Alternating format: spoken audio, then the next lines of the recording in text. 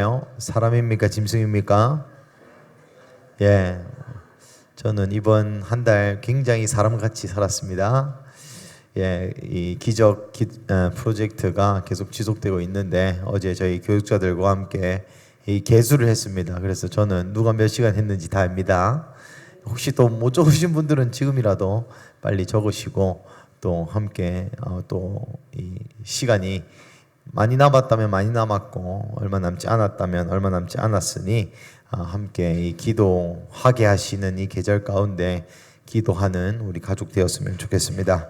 그래서 사실 오늘 그 기도에 관련된 설교를 목사님이 하라 하셔가지고 굉장히 부담이 되는 왜냐면 여기 앉아 계신 우리 권사님들이 저보다 훨씬 더 기도 많이 하시고 훨씬 더 기도 많이 하셨고 또 제가 솔직히 말하자면 성경 얘기는 해보라 하면 많이 할 수 있겠는데 막 기도를 그렇게 많이 하는 목사는 또 아닌 것 같아가지고 그래서 굉장히 자신 없는 주제로 설교를 하려니 너무너무 힘들어서 책의 힘을 빌려서 제가 좋아하는 책을 몇 권 읽고 내가 기도에 대해서 할 말이 없으니까 기도 많이 하시는 분들이 뭐라고 얘기하는지 전달해야겠다 라고 준비하고 있었는데 이게 참 저번에 한번 했기도 했고 설교할 맛이 좀 안 나더라고요. 그래서 제가 자주가 아니죠. 제가 계속하는 그냥 강해식으로 기도가 나오는 본문을 강해를 해야겠다. 그런 마음을 오늘 아침에 고쳐먹고 그래서 이 기도에 관한 본문이 나오는 본문을 함께 쭉 살펴보면 너무 좋을 것 같다라는 감동이 있었습니다. 그래서 오늘 본문은 사무엘상 1장 전체 그냥 한번 쭉 읽으면서 한번 보도록 하겠습니다. 그리고 또 앞으로 수요일 날 이제 제가 설교할 때 또 목사님께서 구약 중에 하나 하라 하시기로 또 사무엘 상하를 좀 보면 어떨까 그런 생각이 또 들었습니다. 왜냐하면 사사기를 통해서 우리가 큐티인 말씀 끝났죠. 그리고 나서 이제 사무엘 상하 말씀이 순서인데 좀 우리 교회가 맞이하는 시즌도 좀 얼추 비슷한 면이 있는 것 같아서 이 사무엘상 오늘 1장 펴 놓으시고 함께 말씀 듣도록 하시겠습니다. 여러분 사무엘 상하는 원래 사무엘 상하라는 이름으로 사본에 있지 않습니다.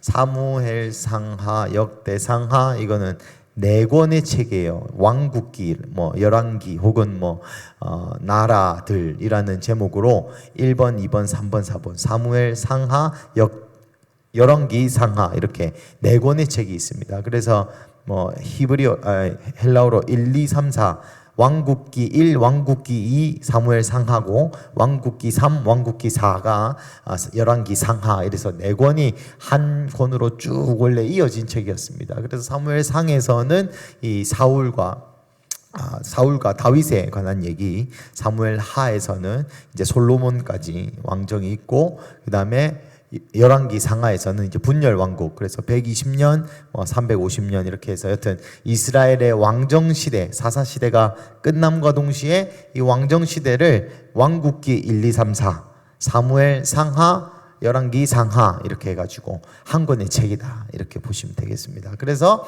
이 사사 시대가 끝나고 이가봇 하나님의 영광이 떠난 각기 옳은 대로 각기 소견에 옳은 대로 행한 그 시대가 끝나고 이 왕정 시대로 들어가는 그 첫 번째 장이 오늘 읽을 사무엘상입니다. 여러분 배경을 아셔야 될 것이 사무엘도 사사입니다. 사무엘은 마지막 사사이자 왕정의 문을 열었던 사람이라고 표현되고 있어요. 그래서 이 사사 시대, 여러분 사사 시대가 한 410년, 작게는 350년 꽤 오래됐죠. 여러분 이스라엘의 스토리 라인을 한번 생각해 보신다면 출애굽 해가지고 광야에서 40년 뺑뺑이 돌다가 가나안 땅에 들어가기 전에 모세 죽고 그 다음에 여호수아가 90살에 할아버지가 7년 동안 전쟁하고 한 20년 더 살다가 돌아가십니다. 그러고 나서 이제 사사 시대라는 것이 들어가서 400년 동안 진짜 지 맘대로 살다가 오늘 사무엘이 딱 등장한다 라는 생각을 넣어두시고 오늘 사무엘상 1장 한번 읽어보겠습니다. 우리 1절부터 8절까지 한번 읽어보겠습니다. 사무엘상 1절부터 8절까지 사무엘상 1장 1절부터 8절까지 시작. 에브라임 산지 라마다임 소빔에 에브라임 사람 엘가나라는 사람이 있었으니 그는 여로함의 아들이요 엘리후의 손자요 도우의 증손이요 숲의 현손이더라. 그에게 두 아내가 있었으니 한 사람의 이름은 한나요 한 사람의 이름은 브닛나라. 브닛나에게는 자식이 있고 한나에게는 자식이 없었더라. 이 사람이 매년 자기 성읍에서 나와서 실로에 올라가서 만군의 여호와께 예배하며 제사를 드렸는데 엘리의 두 아들 홈니와 비느하스가 여호와의 제사장으로 거기에 있었더라. 엘가나가 제사를 드리는 날에는 제물의 분깃을 그의 아내 브닛나와 그의 모든 자녀에게 주고 한나에게는 갑절을 주니 이는 그를 사랑함이라. 그러나 여호와께서 그에게 임신하지 못하게 하시니 여호와께서 그에게 임신하지 못하게 하심으로 그의 적수인 브닛나가 그를 심히 격분하게 하여 괴롭게 하더라. 매년 한나가 여호와의 집에 올라갈 때마다 남편이 그같이 하매 브닛나가 그를 격분시키므로 그가 울고 먹지 아니하니 그의 남편 엘가나가 그에게 이르되 한나여 어찌하여 울며 어찌하여 먹지 아니하며 어찌하여 그대의 마음이 슬프냐 내가 그대에게 10 아들보다 낫지 아니하냐 하니라. 아멘. 여러분 오늘 본문은 사실 너무나도 잘 아는 본문이죠. 우리 한나, 김한나가 아니고 그냥 한나의 이야기입니다. 여러분 한나의 남편 엘가나라는 사람에 대한 설명이 1장 1절에 나오는데요. 에브라임 산지 라마다임 소밈의 에브라임 사람 엘가나. 여러분 사실 이 엘가나는 민수기랑 여호수아서를 읽어보시면은 레위인이에요. 레위인이지만 이 레위인의 소개를 에브라임 사람이라고 되어 있습니다. 사실 이 구약에서는 물론 지명을 붙여서 사람을 소개하는 경우가 덜어는 있지만 레위인의 경우에는 요 엘가나와 그 사사기의 이 첩의 시신을 12동강 낸 그 사람 말고는 따로 어디에 사는 레위인에 대한 수식이 지명이나 특정으로 붙지 않습니다. 고로 에브라임 사람 엘가나라는 사람이 레위 사람 엘가나라고 표현하지 않고 에브라임 사람 엘가나라고 표현했다는 점이 조금 흥미로운 부분입니다. 제가 김영김 씨입니다. 저는 부산 사람이죠. 우리 동네야 뭐 저는 부산 사람입니다 라고 하는 게 훨씬 더 익숙한 설명이겠습니다만은 요 당시에는 내가 김영김 씨입니다 라고 설명하는 것이 훨씬 더 자기를 설명하기에 바른 방법이다 라는 것이죠. 고로 에브라임 사람 엘가나라는 사람은 레위인이었지만 이전의 사사시대의 레위인들처럼 그 레위인의 사명을 썩 잘 감당하고 있는 사람은 아니었다라는 것이죠. 그가 살았던 라마다임 소빔, 여러분 여호수아 21장 뭐 또 22장 요 상간에 보시면 하나님이 이 땅을 분배할 때 레위 사람들에게 도피성과 또 레위 사람들에게 준 성들이 지파 안에서 있어요. 뭐 그들의 기업은 여호와시오, 여러분 기억나시죠? 그래서 레위 사람들은 흩어져서 여호와께서 지정한 성읍 혹은 지역에 살아야 하는데 그 살면서 뭐 하겠습니까? 성전을 돌보고 성전의 일을 하겠죠. 그렇지만 그 중에 이 라마다임 소빔이라는 곳은 없습니다. 그러니 이 엘가나라는 사람은 레위 지파였지만 하나님이 명하신 레위 지파가 살아야 하는 그 땅에 살지 않았다라는 얘기예요. 뭐 사실 이상할 것도 없는 얘기죠. 뭐 이 사사기 여러분 읽어보신 바와 알겠지만 레위인이 개인 제사장으로 쓰기도 하고 뭐 그런 일들을 생각해 볼 때에 이 엘가나도 뭐 썩 레위인다운 레위인은 아니었던 것 같습니다. 그렇지만 매년 자기 성읍에서 나와서 실로로 올라가서, 이때 실로에 하나님의 언약궤가 있었거든요. 실로로 가서 매일 제사를 드렸다라는 걸 보니 또 뭐 영 신앙이 없진 또 않았다. 그렇다고 해서 하나님이 주신 레위인의 사명을 잘 감당하는 것도, 그렇다고 해서 그 사사기의 시대의 모든 사람들처럼 너무 이 기독교에서 떠난 사람도 약간 뜨뜨미지근한 그 정도의 기독교인이었다라고 보시면 될 것 같습니다. 그래서 라마다임 소빔이라는 뜻은 두 가지로 해석되는데, 파수꾼의 라마가 언덕이고 다임이 두 개고 소빔이 파수꾼이란 말입니다. 근데 이 소빔이란 말이 또 다른 해석에서는 숲의 족속, 여기 숲의 현손이더라, 자기 증조부 때 여기로 넘어갔다 이런 말입니다.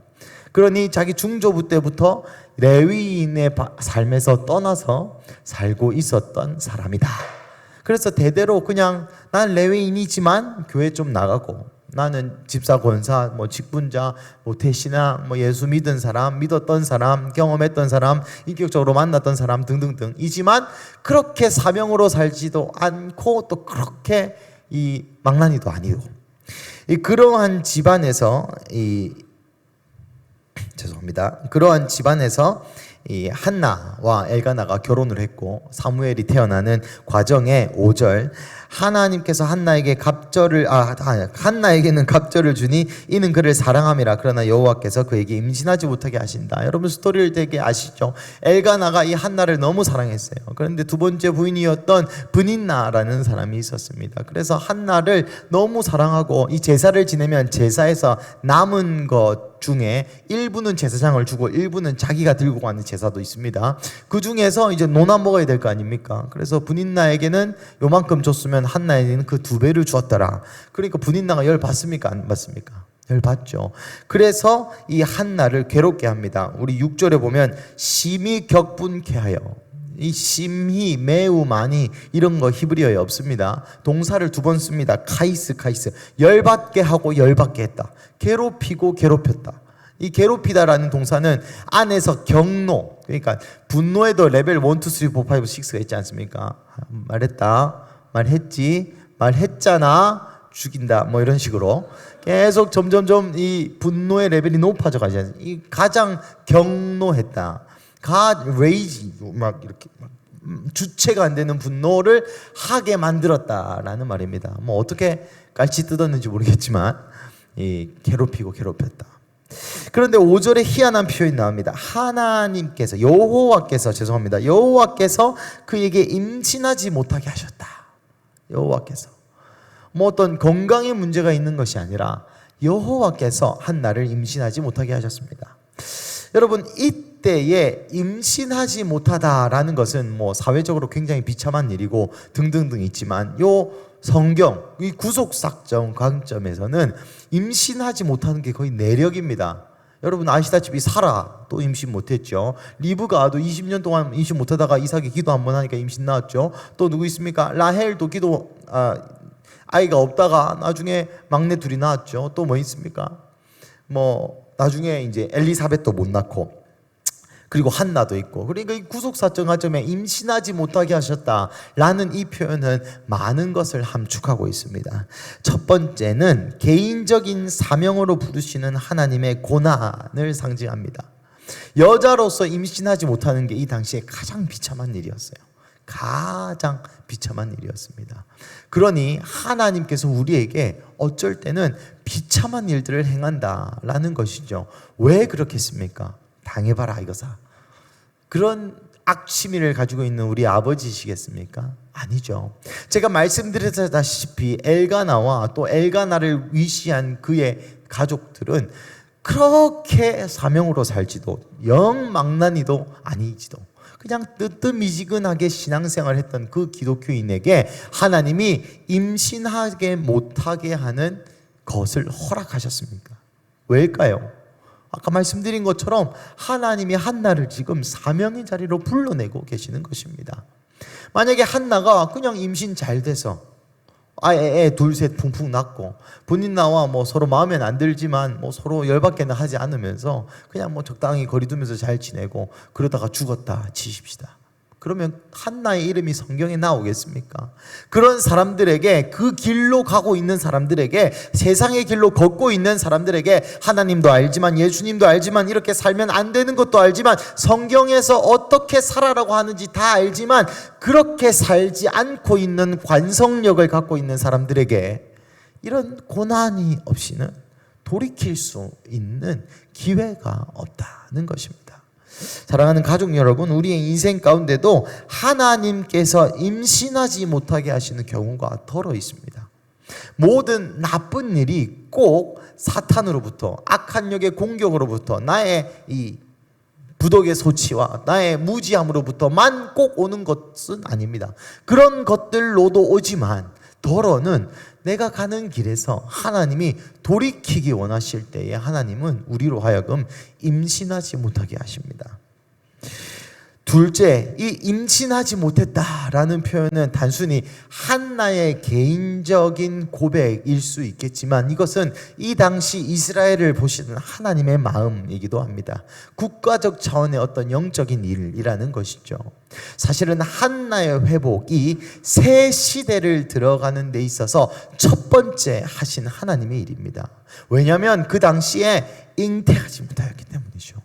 애를 못 낳았다는 말이 아니라 이 사사시대 동안 각기 옳은 대로 행하면서 여호와 하나님의 백성이라는 정체성을 가진 이스라엘의 다음 세대를 잉태하지 못하는 그 현실에 이스라엘 백성이 맞닿아 있다라는 것입니다. 나중에 나오겠지만 홈리와 비느하스, 그 이후로 나오는 다 자식들 간의 관계에서 처절한 절망을 겪게 하는 것이 사무엘상의 또한 숨겨진 주제이기도 하죠. 그래서 하나님께서 이 한나의 잉태하지 못한 불림을 통하여 말씀하시는 것입니다. 이스라엘아, 너희는 자녀를 잉태하지 못하는 몸이다. 너희는 다음 세대를 낳는 걸 실패했다.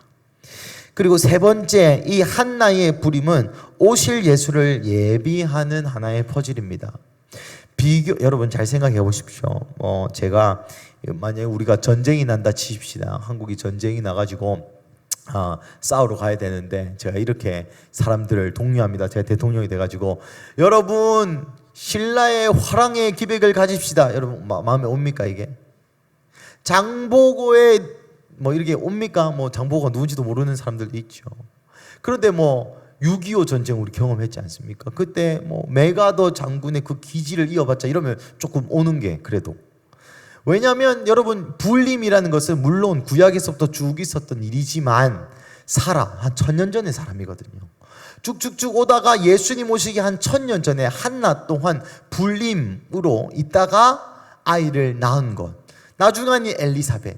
구약의 초반부, 중반부, 후반부에 하나님께서 불임했다가 아기 낳은 거, 불임했다가 아기 낳은 거, 불임했다가 아기 낳은 거. 그래서 마리아가 이 구약을 읽으면서 어떤 마음이 들겠습니까?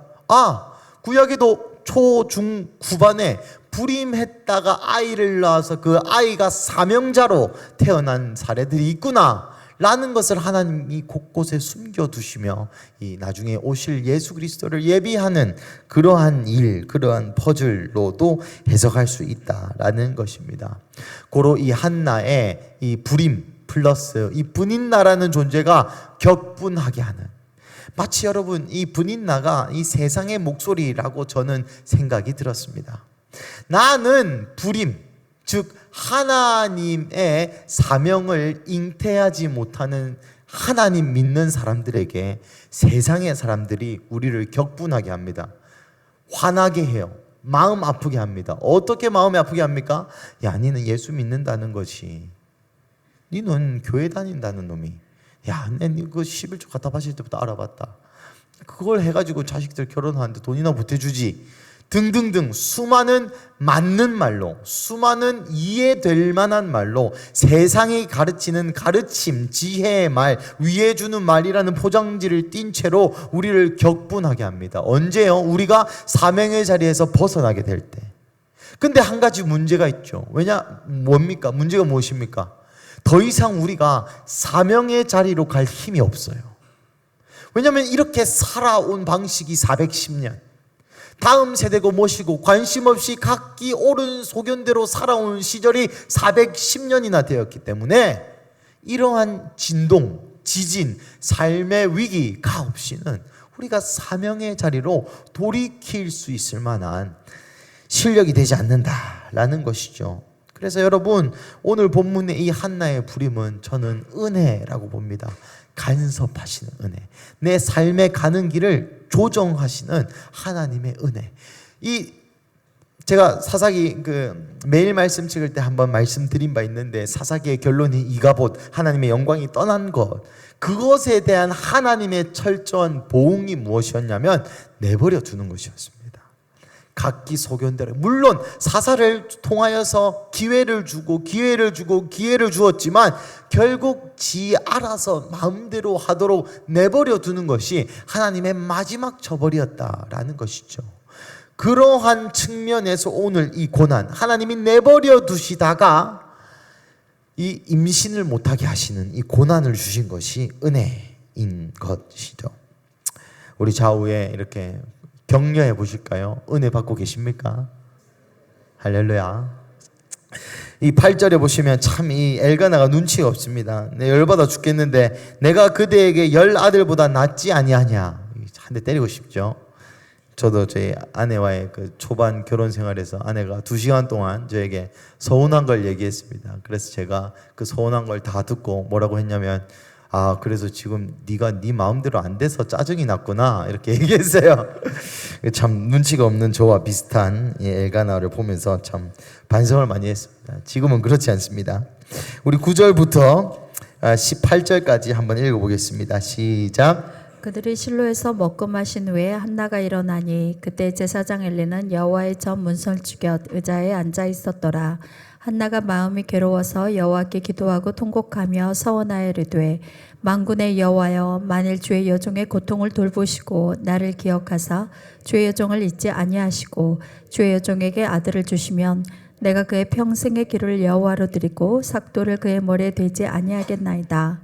그가 여호와 앞에 오래 기도하는 동안에 엘리가 그의 입을 주목한즉 한나가 속으로 말하며 입술만 움직이고 음성은 들리지 아니하므로 엘리는 그가 취한 줄로 생각한지라.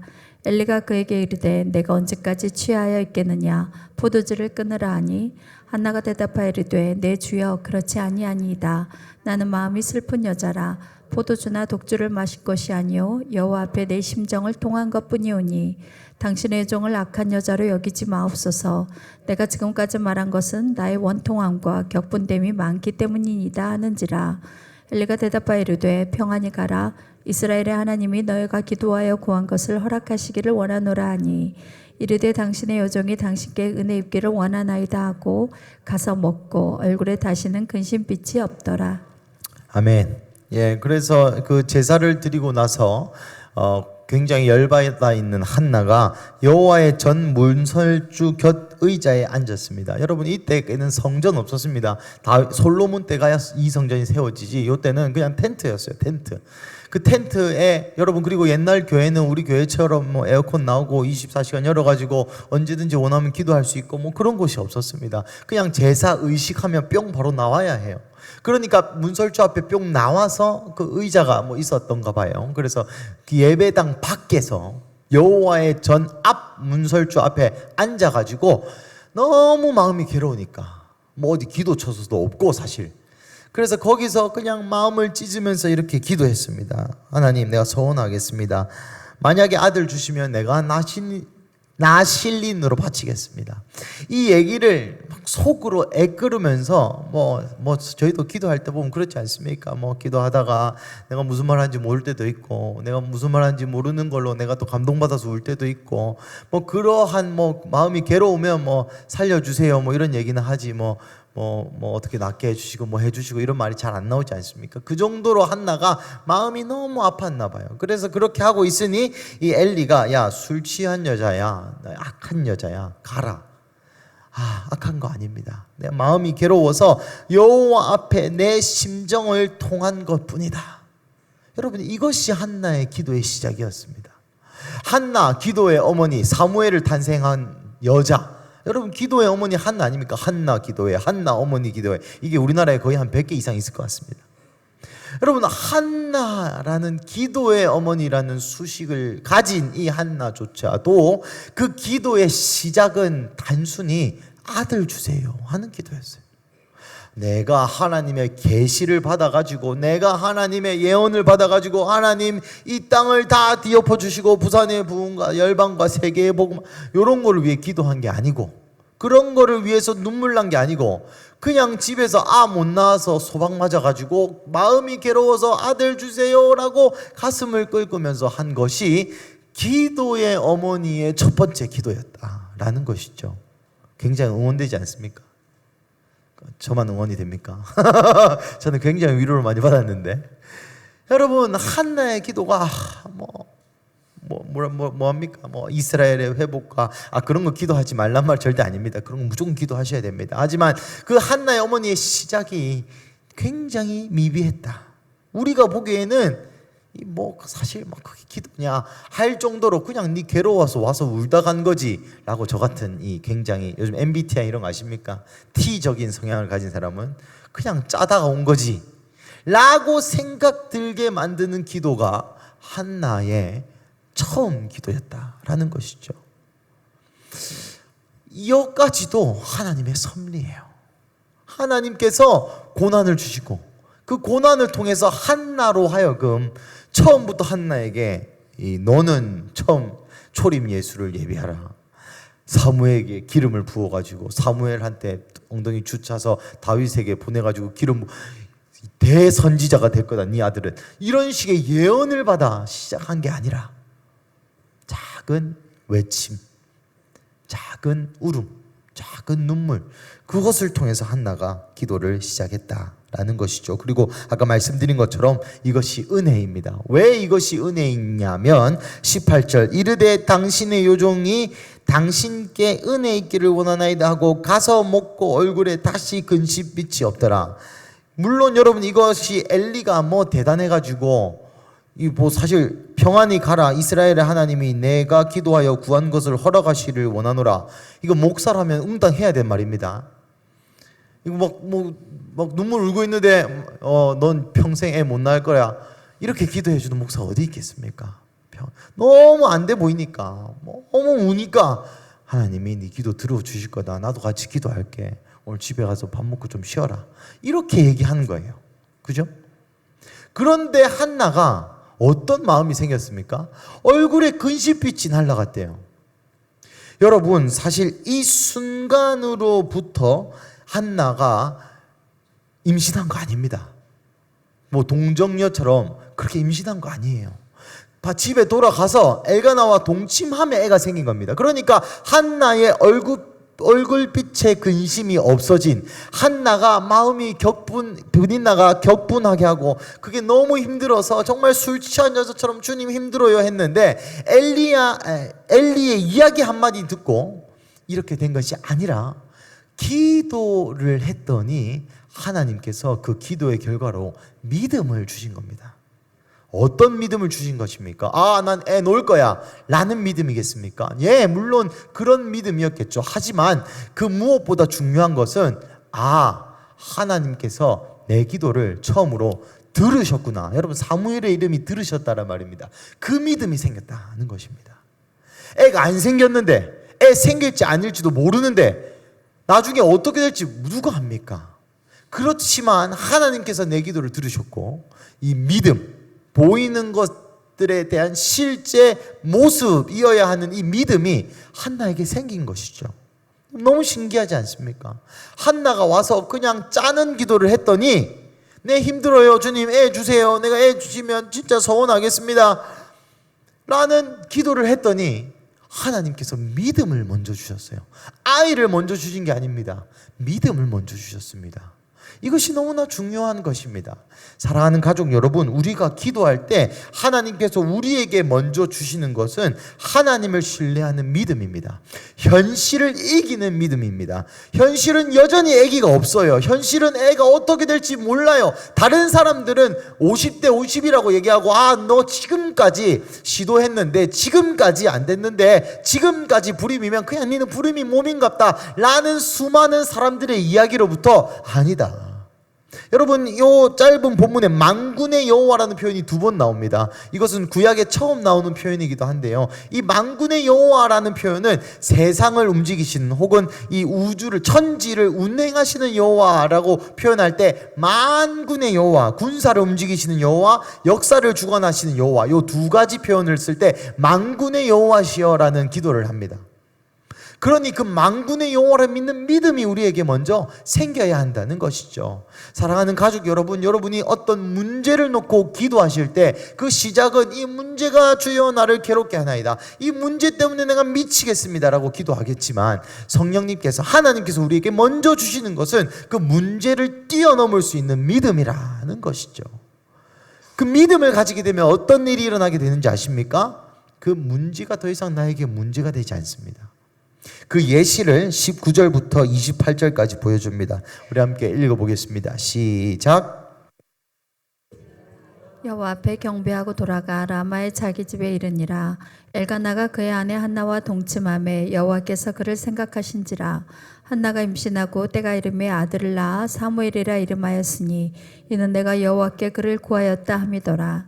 그 사람 엘가나와 그의 온 집이 여호와께 매년제와 서원제를 드리러 올라갈 때 오직 한나는 올라가지 아니하고 그의 남편에게 이르되 아이를 젖대거든 내가 그를 데리고 가서 여호와 앞에 뵙게 하고 거기에 영원히 있게 하리이다 하니 그의 남편 엘가나가 그에게 이르되 그대의 소견에 좋은 대로 하여 그를 젖대기까지 기다리라.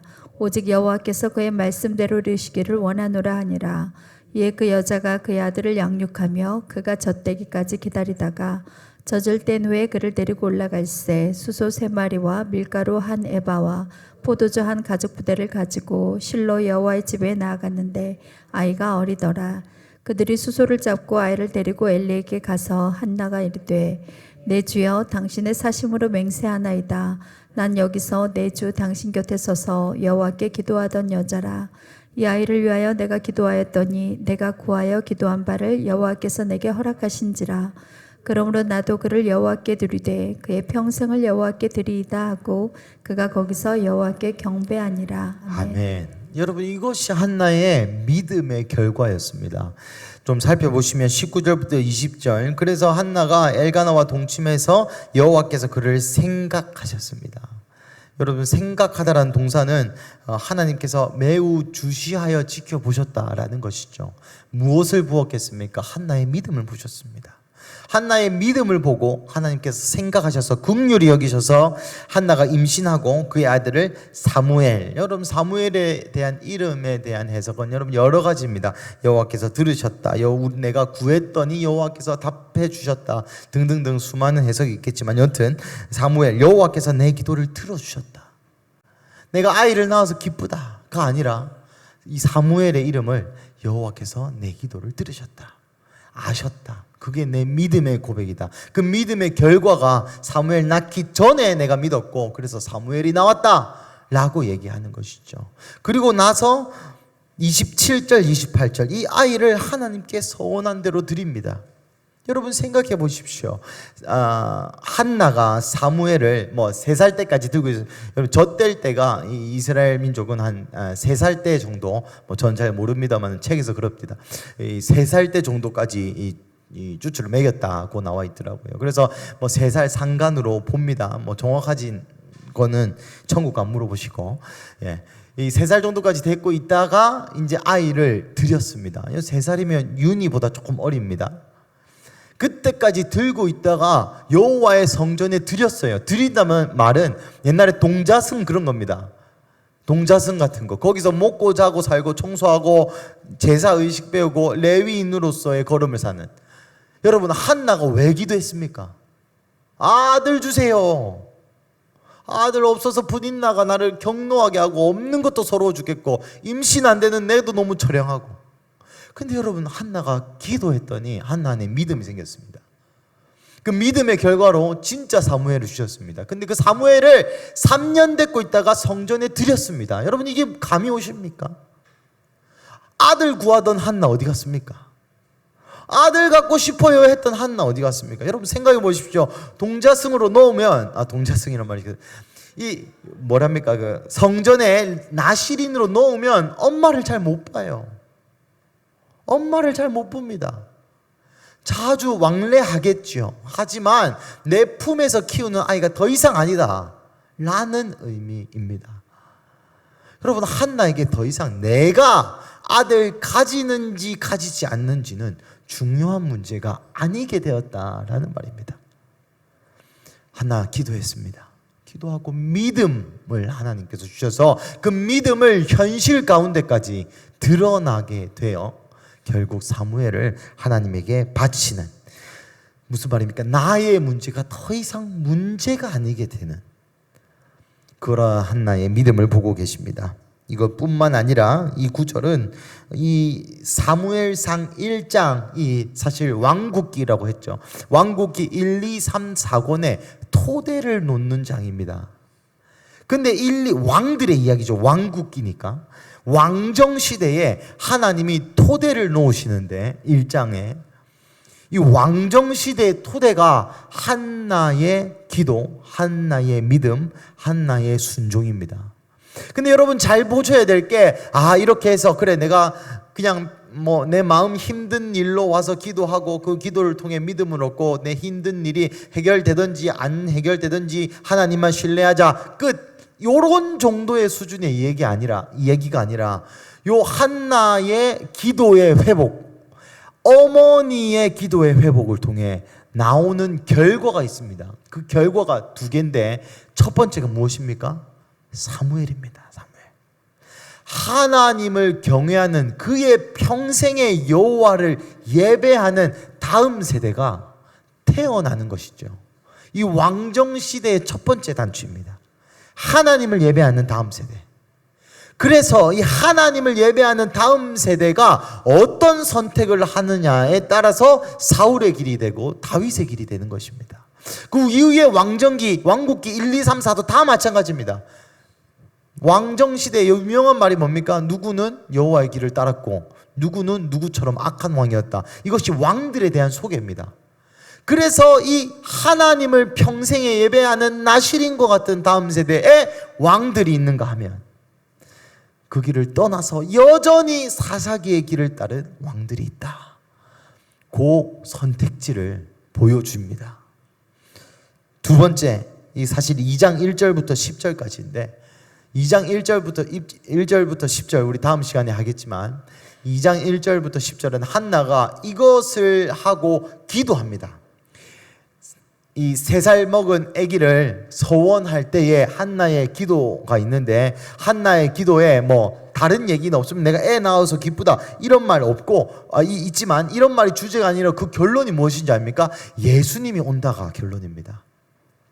그런데 이 왕정시대의 결론, 어머니의 기도의 회복, 그것을 통한 예배하는 다음 세대, 나실인과 같은 다음 세대, 그것을 통한 예수 그리스도의 초림을 이 왕정시대의 기초석으로 하나님이 1장 2장 초반부에 딱 두는 것이죠.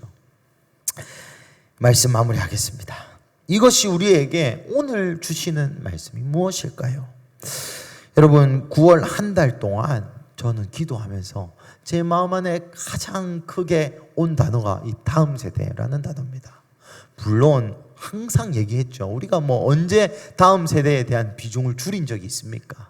그렇지만 제가 기도 인도 때, 그리고 여러분 이 기도 다윗의 장막 기도에 1, 2, 3, 4 다 들어보십시오. 거의 모든 분들이 기도 때마다 빼놓지 않고 하는 기도가 다음 세대 기도입니다. 어제도 그랬고요, 그제도 그랬고요, 저번 주도 그랬어요. 그것이 뭐 짝이라도 한데 그래 기도 제목이 뭐 없으니까 그냥 짜 맞춰서 한 게 아니라 하나님께서 이 9월 달에 우리로 기도하게 하시되 첫 번째 성령을 구하게 하시고 두 번째 이 다음 세대에게 이 기도의 유업을 흘려보내는 것을 마치 원하시는 듯한 감동을 저에게는 굉장히 많았어요. 그리고 또한 이 9월에 있는 이 기도의 시간을 통해요, 마치 우리가 다른 시즌으로 좀 옮겨진다라는 느낌이 있습니다. 이것은 또 저뿐만 아니라 몇몇 분들도 또한 그렇게 똑같이 말씀해 주셨어요. 그래서 우리가 마치 이전에 우리가 사사기처럼 나쁘게 살았다는 것이 아니라 이제 하나님이 이 한 시대, 여러분 년과 년이 바뀔 때도 좀 새롭지만 여러분 시대에서 시대가 바뀔 때는 우리 데이비 목사님의 말씀처럼 룰이 바뀌는 것이 시대입니다. 산업혁명 시대, AI 시대 이런 말 들어보셨죠? 조선 시대, 대한민국 시대. 여러분 조선시대 때 룰, 법칙, 방법, 기도, 생활 습관, 정치 시스템 이런 것과 대한민국 시대의 방법은 다른 이야기입니다. 사사기 때의 이스라엘이 돌아가는 방법과 이 왕정 시대 때 이스라엘이 돌아가는 방법은 다른 것이에요. 이 시대가 넘길 때마다 하나님 기도를 강조하십니다. 왕정 시대로 넘어갈 때도 그랬고요. 예수님 시대에서 성령의 시대로 갈 때도 어땠습니까? 모여서 힘써 기도하더라. 성령 오고 난 뒤에 모여서 힘써 기도하더라. 항상 시대가 변할 때 우리의 마인드셋이 바뀌어야 되니까 우리가 살아가는 방식이 바뀌어야 하니 하나님께서 기도를 그렇게 시키고 임신하지 못하게 하시는 환난을 허락하셔서 우리에게 하나님의 길로 갈 수 있는 그런 간섭을 계속 허락하신다라는 것이죠. 사무엘서 1장을 묵상하고 읽으면서 하나님께서 우리 교회 가운데 말씀하시는 말씀이 이와 같지 않은가라는 생각이 듭니다. 우리 예배팀 나와주시고, 여러분 아시다시피 이제는 또 너무 많이 들어서 이 부산에 대한 이야기, 초고령화 시대다. 아까 목사님이랑 얘기했는데 35%에서 40% 넘는 사람들이, 인구의 35%에서 40%가 65세 이상이다. 그게 부산. 20세 이하의 기독교 인구가 0.7%다. 부산. 한국 정치 지금 상황 너무나도 암울하고 마치 사사기를 걷고 있는 것 같은 그런 시대를 사실 우리가 살아가고 있다라고 해도 과언이 아닙니다. 하지만 이게 끝이 아닐 줄로 믿습니다. 이렇게 살다가 하나님의 버려두심을 당하는 한국이 아니라 끝끝내 다음 세대가, 하나님을 경외하는 다음 세대가 다윗의 길로, 예수의 길로, 사무엘의 길로, 나실인의 길로 걸어가야 할 다음 세대가 태어나야 하는데, 그 태어나게 하는 기도가 바로 한나의 기도다라는 것입니다. 사무엘의 기도가 아닙니다. 한나의 기도입니다. 사무엘, 또 사무엘의 친구들 다윗의 기도가 아니었습니다. 이 한나의 기도 위에 하나님이 왕정시대라는 새로운 시대의 시스템에 초석을 두신 것처럼 이 어머니의 기도들, 특별히 이 어머니의 기도들의 회복이 되어야만이 다음 세대가 살아날 수 있다라는 것입니다. 여러분, 제가 이 말씀을 드리는 이유는, 그래서 우리의 다음 세대가 멸망하고 있는 까닭은 여러분들이 기도를 안 해서 그렇습니다. 그런 얘기가 아닙니다. 필요하잖아요. 지금 그 어느 때보다도 기도가 필요한 때입니다. 하나님께서 우리 교회도, 이 부산도 그러한 스텝을 밟게 하신다 라는 것이죠. 사랑하는 가족 여러분, 에브라임 산지 라마다임 소비베 사는 레위인들처럼 하나님이 레위인으로서의 정체성, 내가 어떻게 살아야 되는지 알고 내가 어떤 방식으로 성경도 읽을 대로 읽어봤고 410년 된 기독교인이라 할지라도 그냥 그 형식만 남은 채로 살아갈 수 있다. 하지만 나의 피로를, 내가 마음이 씌어서 와서 기도했지만 하나님은 그 기도도 필요하시다. 왜냐하면 그 기도를 통하여 우리가 믿음을 갖게 되고, 우리의 믿음의 기도를 통하여 사무엘이 태어나고, 사무엘로부터 다윗이 태어나고, 다윗으로부터 예수가 태어나야, 그래야 이 땅에 구원이 오지 않겠습니까? 사랑하는 가족 여러분, 하나님께서 9월에 우리에게 기도하게 하신 까닭은 분명히 다음 세대에 있다라고 생각됩니다. 그래서 여러분, 간청드리되 우리 다음 세대들에게 여러분보다 더 기도 많이 할 수 있는 아이들이 되기를 기도해 주십시오. 여러분보다 더 기도 많이 하고 더 양을 채울 수 있는 사람. 어제 새벽에 기도하다가 이제 밤에 또 늦게 자가지고 저기 유아실에 누워서 또 좀 기도를 하는데, 우리 옛날에 계셨던 정수 노권사님, 그런 분들, 빨간 벽돌 교회에 있을 때부터 제가 중학교 때 깜짝깜짝 놀랐거든요. 항상 흰색 소복을 입고 여기서 기도하셨는데, 그런 모습들을 우리의 다음 세대에서 찾아보기가 너무나 어려운 시대. 기도의 유업이 있는 나라라고 하지만 그 유업이 점점 희미해져 가는 것 같은 이 나라 가운데에 여전히 우리가 필요한 것은 어머니들의 기도입니다. 우리 라스트 스탠드 집회 때 첫째 날 이 부산에 하나님 들어오십시오. 우리가 부산의 문지기로서 하나님 환영하오니 주여 영광의 왕 전쟁에 능하신 여호와여 들어오십시오라고 함께 고백하고 기도하였을 때 제가 눈으로 본 것은 이 다음 세대와 어머니들의 기도가 합해져서 마치 먼저 어머니들의 기도가 다음 세대 안에 흘러 들어갔을 때 그 안에 있던 무언가를 깨우고 그래서 소리가 터져 나오게 되고 그 소리를 듣고 또 다음 어머니들이 감동받으사 우리도 질 수 없다라는 식의 기도로 서로가 서로의 기도를 도우며 함께 하나님의 이 나라를 함께 기도를 이루어가는 것을 보았습니다. 아무리 멋있는 다음 세대가 나와서 아무리 멋있는 설교를 하고 아무리 멋있는 이야기를 해도 여러분 결국 사무엘의 탄생은 한나의 기도로부터 시작되는 것이죠. 그래서 하나님이 마치 우리에게 임신하지 못하게 하사 부산의 다음 세대 기독교 인구가 0.7%, 출산율도 0.7%, 마치 임신하게 못하게 된 지금 이 상황에 우리가 세상이 분인나와 같이 우리를 경노하게 하고 경노하게 하고 경노하게 하는 이때에 우리가 한나와 같이 속이 끓는 기도, 이 악한 여자야 술 취한 여자야 라고 소리 들을 정도로 마음이 끓어져서 나오는 기도, 그것이 하나님 우리 교회에게 지금 이 시즌 요구하시는 기도가 아닌가 생각해 봅니다. 사랑하는 우리 큰수배 어머니 아버지들 너무나 감사합니다. 어머니 아버지들의 기도 덕택에 지금 저와 같은 시대의 사람들이 설 수 있었고, 또 사실 우리의 다음 세대들이 우리 교회 안에서 보면 답답하고 그럴 수 있지만 밖에 나가면 다 에이스입니다. 그럼에도 불구하고 여러분 계속 기도를 끊이지 않아 주시기를 간청드립니다. 기도를 먹고 산다 그런 말이 있지 않습니까? 그런 말이 현실이 아닌 것처럼 요즘 되어버렸습니다. 우리의 다음 세대들이 부모의 기도를 먹고 산다라고 하지만 그 말이 현실이 아닌 것처럼, 젊은 아버지로서 저도 마찬가지입니다. 저의 기도를 먹고 저의 자녀들이 살아가야 되는데